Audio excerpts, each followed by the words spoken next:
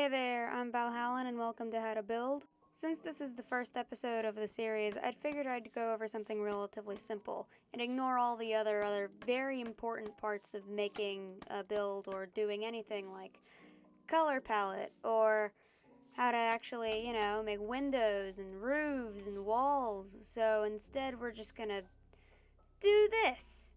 And I think we'll be fine. Now, before we even get to building the layout, we need to pick a block. I'd recommend choosing between dirt, stone, and scaffolding, but I personally like scaffolding better just because it's a bit more convenient, but a lot of people don't like it because it's kind of tricky and finicky to work with.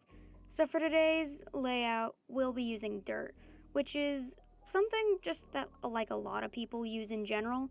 It's very easy to get, and pretty much everyone has it on hand, But once you've picked your block that you'll be using for your layout, in our case, dirt, you're gonna wanna know what I consider number one rule when making a layout.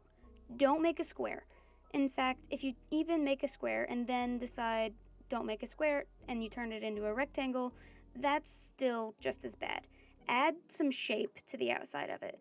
Make possibly a layout for a chimney or a porch, just something on the outside of it, so that way it is a bit more interesting and it has a bit more character to it. After that, it's pretty much just a simple matter of building up and marking how many stories you have. If you're doing more than one story, unlike the build that we're doing right in front of us here, then you're gonna wanna at least have some sort of marker or way to know that you're gonna be doing multiple stories.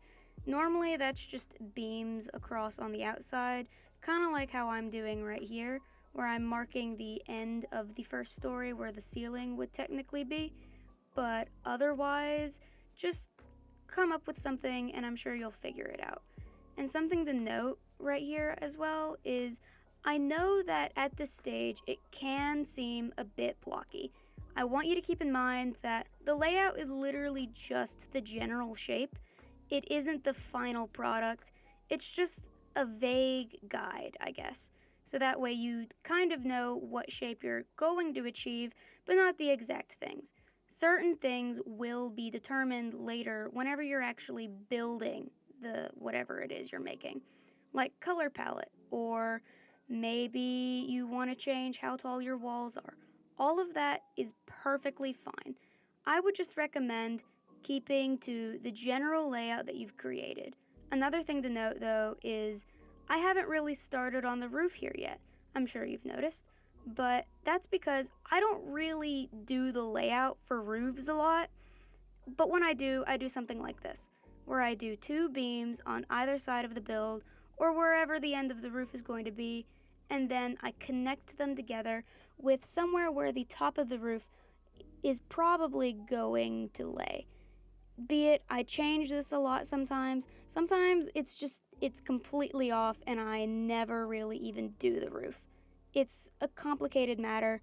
I don't really like doing them in my layouts.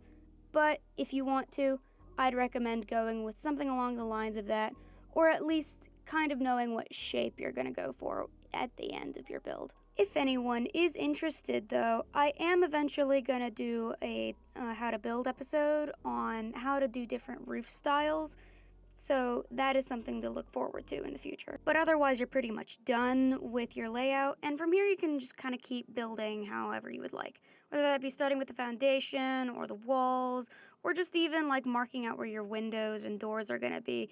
It's good to do, So I have just kind of started working on the build, and that's all right. But as this is going on, I am going to remind you guys of a couple of things. The layout is just like the vague guide of what you're hoping to achieve, not the final product, It's something to just keep in mind. It's great to use, and I totally recommend doing a layout for almost every build that you're working on.